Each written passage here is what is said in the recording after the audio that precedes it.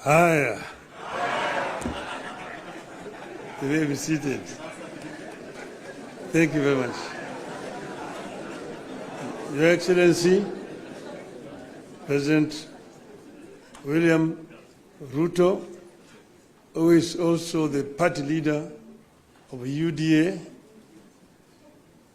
leaders of the two political parties, ladies and gentlemen, Amjambo. There are ODM people here. ODM. ODM. ODM. You see, wako tayari. Well, I'm very happy to stand before you here this morning to talk to you after a long period of absence. As you know that in the last 6 months, I've been engaged in the campaign on the continental platform for the position of the chair of the African Union. Some people ask me why did I decide to run for that position. And I say that I was approached by senior leaders on the continent who, when they saw that that position was becoming vacant, they needed somebody with a Pan-Africanist ideology to go and try to set that movement into the right path so that it can achieve the objectives for which the founding fathers formed it. So they then sent the former Nigerian president, President Obasanjo, to me to come and persuade me to run. And after a lot of soul searching, I made a decision. And some of you will have seen me with President Obasanjo on my side when I announced that I was going to run for the position of African Union chair. I did not expect to be supported by the Kenya government. But out of blues, President Ruto announced that he will support my candidature. I thought this is a better way to get rid of him. Good riddance. I would say that in respect of the motives, he actually was genuine because he followed that announcement by giving full support to my candidature. As you know, you cannot run for the chair of African Union without being sponsored by your home government. You cannot just sit somewhere there and say, Mimi ni Professor Kithure Kindiki, I want to be a chairman of African Union. You will not even be seen. Your name must be presented by a government official through the embassy of Kenya in Addis Ababa. And this they did. And not only that, they put also the machinery behind my campaign. And Mr. President Ruto himself called various presidents and made appointments for me and also persuaded them to support my candidature. He himself invited the president from East Africa here in Nairobi to basically adopt me as a candidate for the Eastern region. And this they did. So Kenyan ambassadors in all those foreign countries were also informed and that they would support my candidature. And whenever I went to, they received me at the airport, took me to the hotels, and also took me to meet with the president. I was able to meet more than 40 presidents on the continent.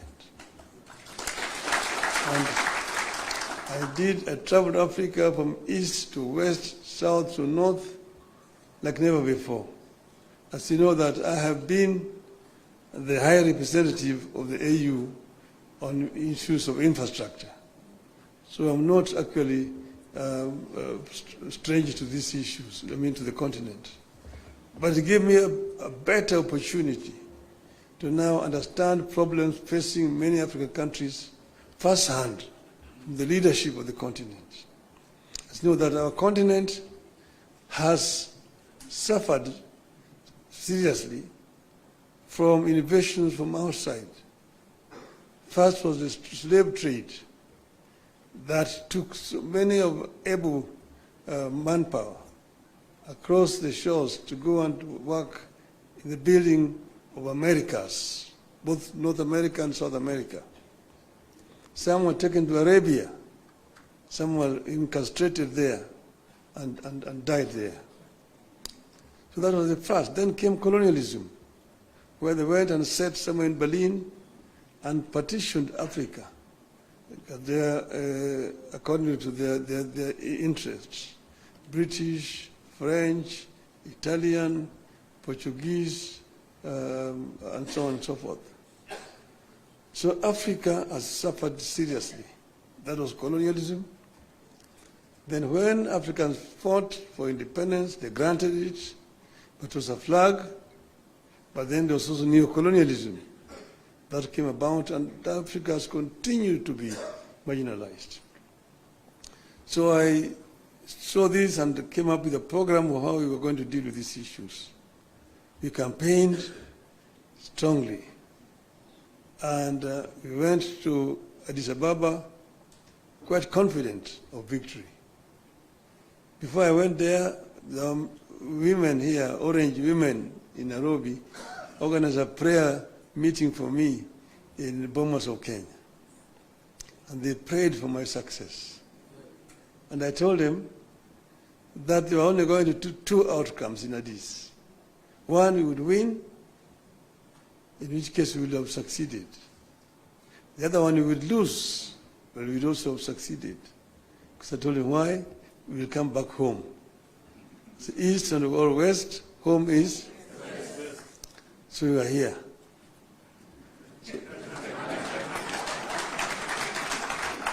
When I came back, I went to meet with the president in Mombasa to thank him for the support that the government had given me during that campaign.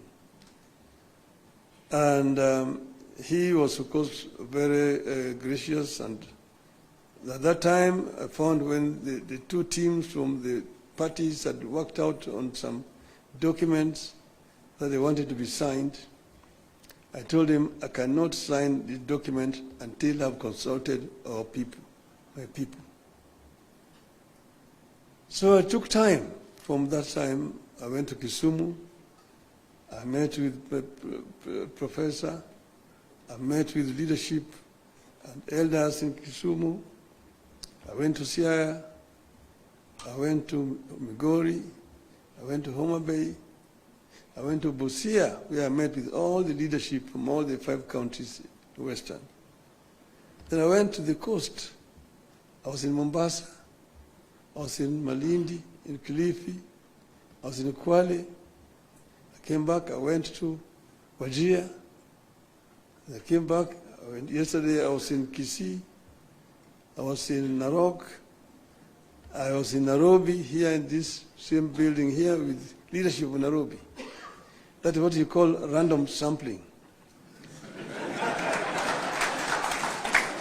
And I think I managed to get the feeling of my people, my supporters. And that's the reason why I am today able and confident to sign this document. So I want to say this, I have to note. Today, you have signed a memorandum of understanding between Orange Democratic Movement and the United Democratic Alliance.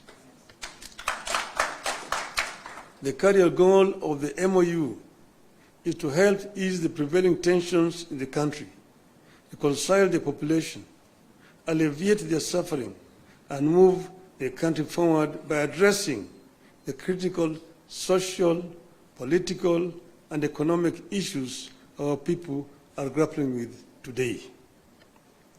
As leaders of the largest political parties in the country, we arrived at the understanding that in a time of significant changes and challenges to our nation, it is not enough to merely grandstand or stand aside and criticize, easy as those may be. They say any madman can kick down a barn, but it takes a good carpenter to build one. We have agreed to help build a barn for our country, rather than merely kick down what we have. We have agreed to use our parties as a broad platform, bringing together various voices, opinions, and concerns to address the critical challenges facing the country through a formation that is truly national and inclusive in outlook. A core problem we agreed to prioritize is youth unemployment and resulting hopelessness that has made them easy fodder in political contests in which there is nothing tangible for them. In this MOU, we agree to embark on steps to realign the country's economic, social, and political priorities to address the youth agenda that has progressively fallen behind in the last 62 years of our independence. Through this MOU, we commit to uphold the Constitution, the rule of law, and respect for human rights. Importantly, we pledge to tackle unemployment, cost of living, crippling poverty, inequality, and failure of the institutions that have been eroded by inefficiency and corruption over the decades, making them unable to deliver to Kenyans. We seek a more equitable country in which all peoples of all backgrounds are included in the enjoyment of socio-economic benefits and are equal members of one indivisible nation. All Kenyans must feel that they belong here by right, and the right to access, without any form of discrimination, whatever Kenya has to offer. We commit to protect and to strengthen devolution as a machinery for ensuring a more inclusive development across the country. In this regard, we will be tabling a proposal that the unbundling of functions that has been recently concluded, counties should get not less than 450 billion shillings in the 2025-2026 financial year. We will also seek the faithful flow of funds to political parties, being vehicles for the channeling of hopes and aspirations of the people. We will use this platform to revisit the constitutional provisions on leadership and integrity, corruption in public life, fundamental freedoms like free speech, protest and assembly, and preservation of the rule of law. We recognize that many of the issues this country is struggling with are as old as the country itself. It will take mutual trust between leaders and the creation of a conducive environment for them to be tackled with honesty and objectivity in a broadly constituted formation. As leaders of our parties, we commit to hold regular consultations on pressing issues, exchange expertise and information on the best practices in the governance of the Republic of Kenya, and facilitate and participate in public activities of interest to the people of Kenya that relate to their problems. We make it clear that the memorandum we have signed today does not define the formation of a political coalition between ODM and UDA. However, its successful implementation could inform the basis of steps toward the establishment of a broadly constitutive and progressive formation for a stable country in future. We urge all Kenyans who are interested in having a stable, inclusive, and progressive country, devoid of grandstanding and alienation of whole communities and regions, to rally behind this formation in the interest of our nation. God bless Kenya. Thank you. My pleasure now to invite my brother, William Samoei Ruto, to come, the party leader of UDA.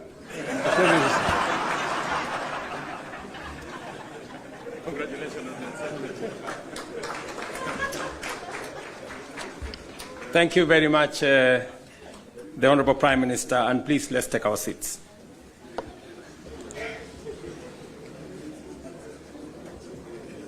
Your Excellency, Raila Amolo Odinga, Prime Minister of Kenya and party leader of my former party.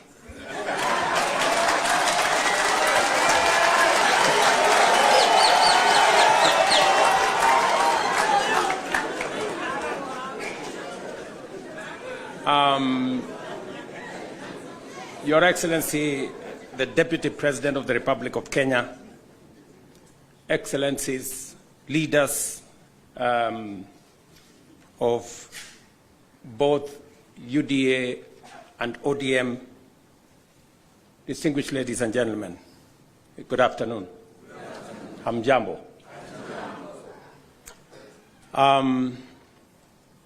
I want to associate myself with the comments that have already been made by my elder brother, Raila Odinga, on the journey that we have come as our two political formations. When His Excellency Raila Odinga decided to run for the position of Africa Union Commission Chair,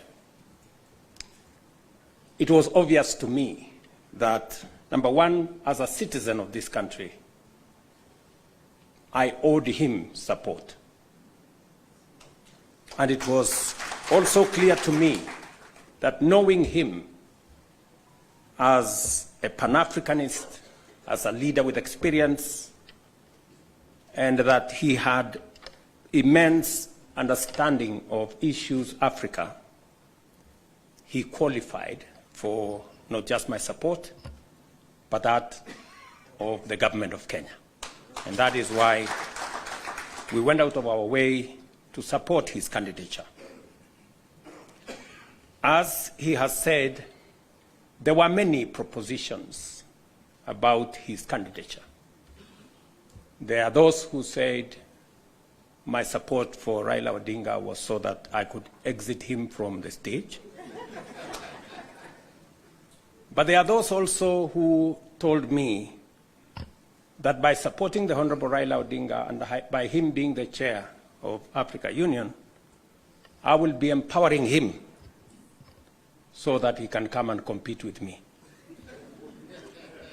And I had a very clear answer to them, that my support for Raila Odinga is not conditioned on him supporting me or him surrendering his aspirations for whatever reason. It was very clear to me that this support was deserved as a Kenyan. And I said then, and I will say again, that the Honorable Raila Odinga was a great candidate. He went out of his way. He ran a beautiful campaign, and I'm very proud of his candidature. The outcome notwithstanding. And when he came back, we have been working together in the broad-based arrangement that we have, that is inspired not by what is in it for me or him, but how we can close ranks and deal with the issues that affect the people of Kenya. And that brings us to this moment. And I must congratulate the Honorable Raila Odinga and the ODM party for their boldness and courage to take the position for Kenya and for the people of Kenya. That to me is a very bold decision. It's a very courageous decision. It may not be a popular decision, but that does not undermine the fact that it is the right decision to stand with the people of Kenya. And allow me to say that our country is undergoing major shifts across socio-economic and political spheres. Many of these transformations are occurring within the broader context of globalization and unprecedented technological, geopolitical, climatic, and demographic changes, creating an atmosphere of immense pressure, formidable challenges, and even an existential crisis. Never before have Kenyans expressed such a deep and widespread yearning for positive change and political, economic, and socio-economic transformation that leaves nobody, no community, no region, no religion behind. The expectation for fundamental progress is unanimous, consistent, intense, and universal across the nation. There is no one part of Kenya that does not yearn for progress and transformation. These aspirations, grounded on our nation's enduring character of boldly pursuing freedom, democratically managing our diverse interests, and engaging progressive institutions such as a clear notice for all of us that the time has come for us to seize this historic opportunity, unite more strongly than ever before, and deliver meaningful change to the Kenyan people.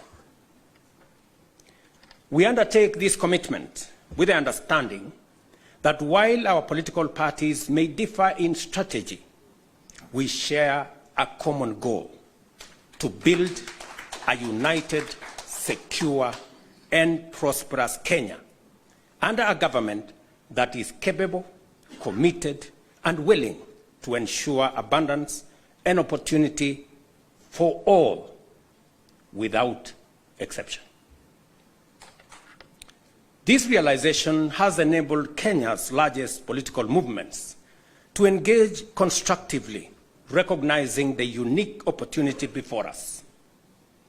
As leaders and as a generation of citizens, we must embark on a bold and radical path of national transformation, confronting and resolving the fundamental issues that have shaped every national crisis since independence. And we have had an able listing of what this is. This is the path towards the promised land where freedom and opportunity are guaranteed for all. We recognize that this moment is unlike any other. It is not enough to merely identify systemic and structural obstacles that have denied generations a fair chance to achieve their aspirations. More importantly, we must rise above political differences and embrace a higher vision of the Kenya we all deserve. Understanding, therefore, that jobs, wealth, enterprise opportunities, and social services must be provided within an environment that is free, open, democratic, and competitive, we move forward with a shared commitment that is not only doing the right thing for our nation, but also to ensuring they are done right. We, the leaders of UDA, Kenya Kwanza, and ODM, commit to implementing the NADCO report to address key national issues, including the cost of living, youth unemployment, and gender inclusion. We also pledge to foster inclusivity in governance and development, protect and strengthen devolution, invest in creating opportunities for the youth, uphold integrity in leadership, and safeguard the right to peaceful assembly. We will raise and manage national resources responsibly to reduce our debt burden by ensuring transparency, responsible borrowing, and an audit of past debts. To realize and to know what has been borrowed, for what purpose, and how is it going to be paid. I attempted to set up this audit. It didn't work. I am confident that under this broad formation, we will now be able to audit our debts. This moment is not about William Ruto or Raila Odinga. This agreement, this memorandum of understanding, is not about sharing positions or winning elections. It is about the people and the interests of Kenya.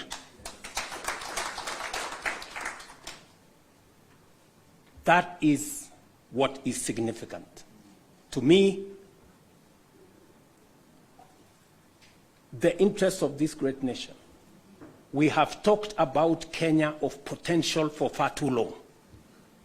It is now time that we close ranks as leaders, because this nation can succeed. We have what it takes to be a great nation.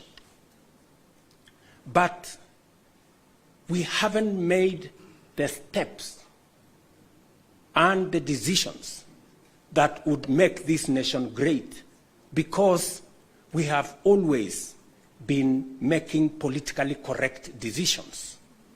We need to make decisions that are correct as far as the interests of the people of Kenya are concerned. I must congratulate His Excellency, the Right Honorable Prime Minister Raila Odinga, and the courage he has to make difficult decisions. Not many leaders can make the kind of decisions the Right Honorable Raila Odinga can make. Very few people can put the interests of the nation and the interests of the people above or ahead of their own personal interests. I say that without fear of any contradiction, because I know the kind of difficulty my elder brother has got to go through in getting us to this position. And my brother Raila Odinga, history is going to charge you fairly for what you have done for this nation.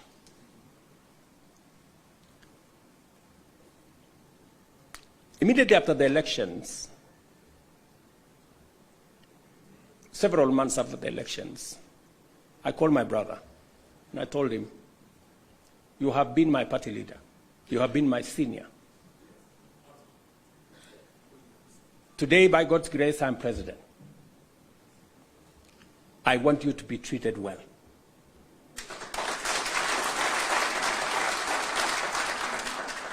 And I will do whatever it takes to make sure that you have respect in Kenya. And I am not doing this so that for any other reason that is selfish to me. I am doing this because I'm a younger person. You are an elder as far as I'm concerned, by age. And the contribution you have made to this Kenya deserves respect and deserves support. And that is the relationship I have built with the Honorable Raila Odinga. And I am very clear in my mind that going into the future, it will take more than Raila Odinga and myself. It will take every one of us to pull this country together and to achieve the things that will change Kenya for the better.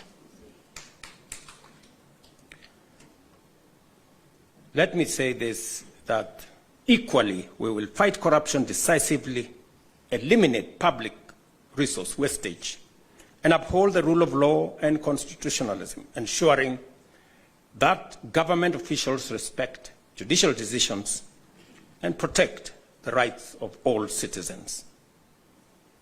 Our collective goal is a just, equitable, and prosperous Kenya for all of us. Thank you very much to all of you. May God bless our great country, Kenya. Asanteni sana. Another round of applause for the principals, please, as I seek your indulgence, Your Excellencies, for a quick photo opportunity.